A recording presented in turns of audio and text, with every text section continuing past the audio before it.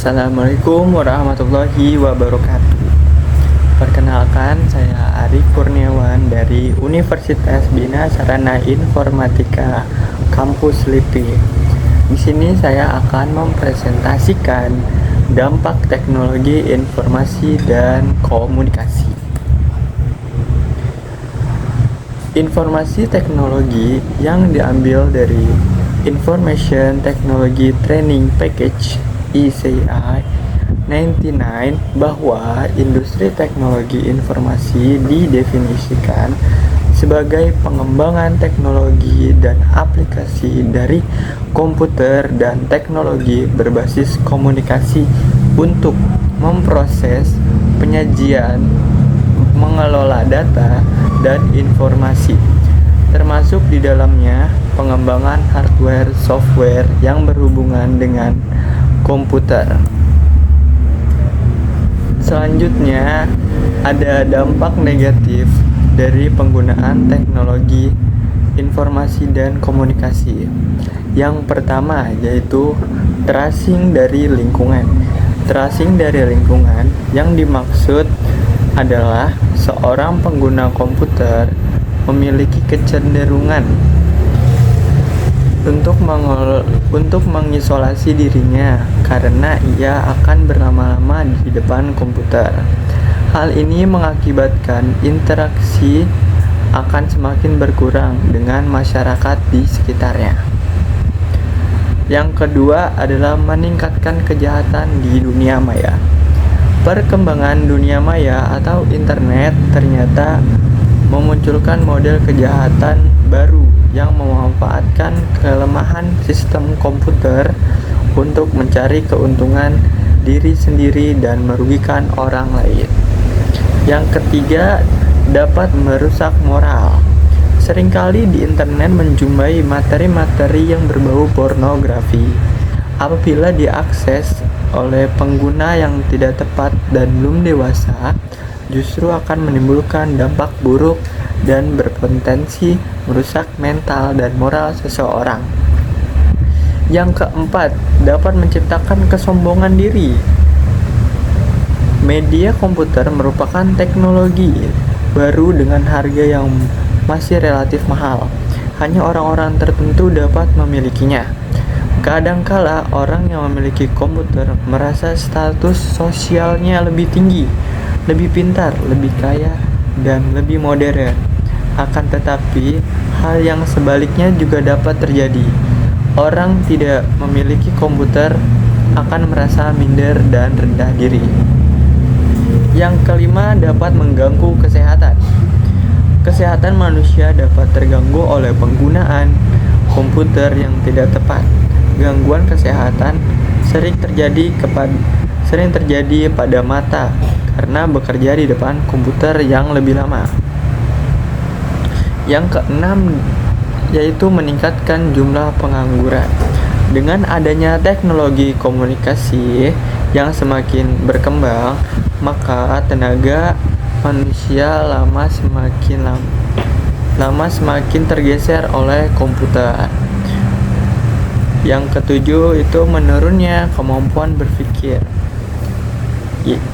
Sistem komputer telah menyediakan program dan fasilitas yang dapat melakukan proses secara otomatis dan cepat.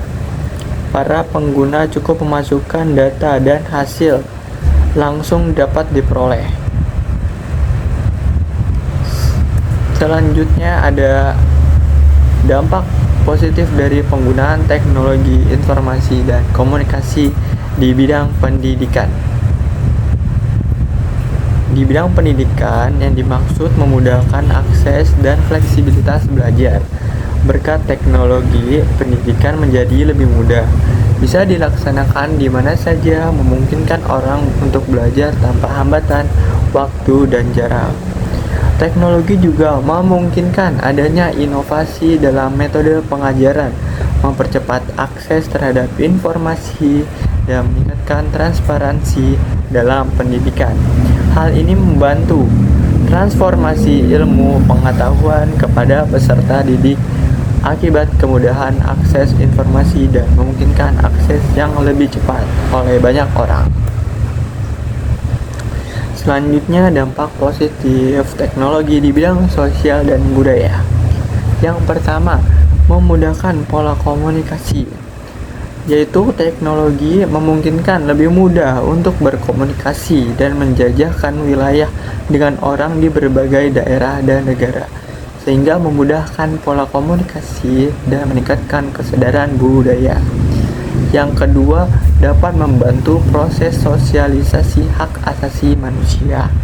Teknologi memungkinkan individu untuk menyajikan informasi dan ide secara lebih efisien yang membantu dalam proses sosialisasi hak asasi manusia. Yang ketiga, mudahnya manusia untuk mempelajari budaya asing. Teknologi memungkinkan masyarakat untuk mempelajari budaya asing dengan lebih mudah, terutama media sosial, situs web, dan aplikasi yang menyediakan informasi tentang budaya yang berbeda.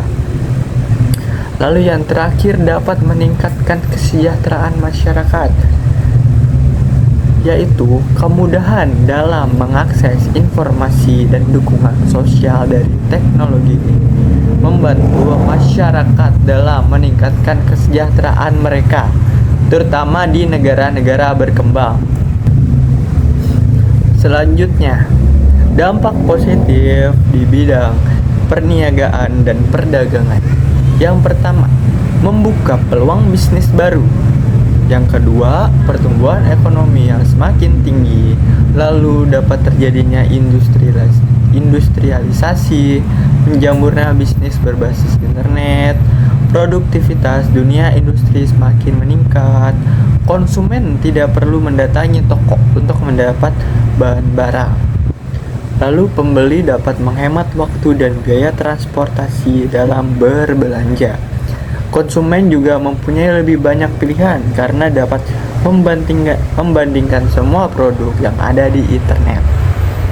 Lalu yang terakhir, konsumen dapat membeli barang yang terdapat di negara lain yang mungkin belum tersedia di dalam negeri.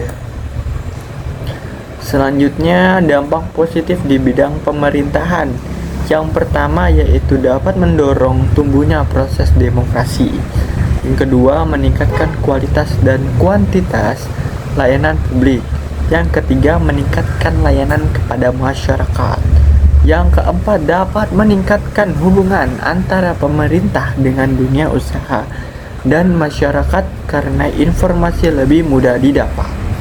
Tersedianya informasi yang mudah diakses oleh masyarakat. Oke, selanjutnya ada dampak era revolusi industri 4.0. Dampak teknologi informasi lebih terasa pada saat sekarang, yaitu di era revolusi industri 4.0. Teknologi yang terkena pengaruh penting pada era revolusi industri 4.0 ini antara lain, yang pertama adalah computing power. Computing power yaitu pemanfaatan komputer dan juga network yang semakin dibutuhkan dan berpengaruh besar untuk revolusi industri 4.0. Yang kedua yaitu kecepatan komunikasi. Kecepatan komunikasi yang dimaksud yaitu semakin berkembangnya media sosial, Facebook, Twitter, Telegram, Skype, juga Instagram menjadi salah satu bentuk komunikasi yang berkembang pesat di era ini. Yang ketiga, kapasitas penyimpanan data.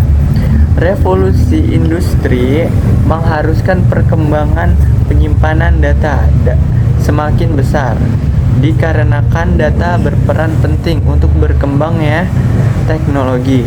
Dengan dibutuhkannya data yang semakin besar, maka para pengusaha networking menyiapkan sesuatu yang besar yang dapat menampung data di perangkat keras. Lalu teknologi yang keempat itu teknologi sensor. Sensor ini dapat menggantikan sensor manusia seperti sensor cahaya yang biasa ada pada mata, sensor sentuhan yang biasa terdapat pada kulit, lalu sensor bunyi yang dimiliki telinga, juga sensor bau yang dimiliki oleh hidung, dan juga sensor rasa yang dimiliki oleh lidah sudah berkembang pesat. Lalu teknologi yang kelima ada printer 3 dimensi. Printer 3 dimensi atau yang disebut dengan 3D printing rapid prototyping atau saat ini dikenal dengan 3D printing, merupakan suatu proses pembentukan berbagai bentuk model digital secara virtual dalam objek 3 dimensi. Lalu dampak revolusi industri di dalam bidang otomotif, yaitu yang pertama, pengemudi sudah mulai digantikan oleh teknologi yang mengakibatkan asuransi sudah mulai tidak diperlukan dikarenakan semakin menurunnya tingkat kecelakaan. Contoh dari revolusi industri ini ada pada rem yang dibuat menjadi rem otonom yang dapat mengurangi tingkat kecelakaan sebesar 23% sampai 45%. Lalu yang kedua, banyaknya driver yang digantikan oleh teknologi mesin dan robot mengakibatkan terjadinya pengangguran meningkat. Contohnya seperti taksi tanpa pengemudi yang sudah dilakukan oleh Uber pada Desember 2016 menjadi awalan dari berkurangnya supir taksi. Lalu dampak revolusi industri di bidang retail. Yang pertama, perusahaan yang langsung menjangkau end user dengan seiring dibuatnya toko online sendiri yang menjadikan kemudahan bagi end user untuk membuat harga menjadi lebih murah dibandingkan dengan harus berbelanja dari tangan 3 atau tangan keempat. Lalu yang kedua ada digital marketing, mempengaruhi profit perusahaan manufaktur dikarenakan mudah dalam menjangkau pasar global dengan mudah, efektif, dan efisien. Lalu yang ketiga ada industri manufaktur, lebih cepat dalam mendapatkan data mengenai perilaku end user sehingga dapat mengetahui kebiasaan pasar. Lalu yang terakhir ada di industri retail pun keberadaan manusia sudah tergantikan oleh diciptakannya teknologi yang dapat menggantikan manusia melayani para pembeli dengan baik dan sesuai dengan instruksi. Lalu dampak revolusi industri di bidang logistik, inventory, dan manufaktur. Yang pertama, pekerjaan manufaktur yang sudah mulai digantikan oleh mesin dan robot. Pekerjaan manufaktur biasa berkaitan dengan buruh pekerja, perusahaan sepatu, motor, dan juga konveksi. Lalu yang kedua ada kurir yang sudah mulai digantikan oleh drone yang mencapai jarak sejauh 8 km dalam waktu hanya 13 menit. Lalu peran wartawan yang sudah digantikan oleh robot. Lalu ada pergantian call center yang digantikan oleh teknologi dengan memanfaatkan antara mesin dan bahasa pemrograman pun sudah terjadi di beberapa negara maju. Selanjutnya dampak revolusi di bidang teknologi keuangan atau fintech. Yang pertama, penyediaan nasihat keuangan dan manajemen melalui analisis big data dengan dibuatnya robot AI yang menyediakan nasihat keuangan. Lalu yang kedua ada menyediakan AI untuk institusi keuangan. Selanjutnya dampak revolusi industri di bidang pendidikan dan kesehatan. Yang pertama, terciptanya AI di dunia kesehatan sebagai pengambil keputusan di beberapa bidang kesehatan. Lalu yang kedua, meningkatkan akses dan kualitas pelayanan kesehatan jarak jauh. Lalu terciptanya e-learning yang tidak mengharuskan siswa datang ke kelas untuk belajar. Lalu ada terciptanya e-library agar mempermudah dalam pencarian kebutuhan akan buku dan jurnal. Selanjutnya ada dampak nyata dari teknologi informasi dan komunikasi. Yang pertama ada dampak positifnya dari penggunaan online shop, yaitu belanja menjadi lebih praktis. Yang kedua, bisa membandingkan harga dengan mudah dari online shop ke online shop yang lain. Yang ketiga, dapat hemat tenaga dan waktu.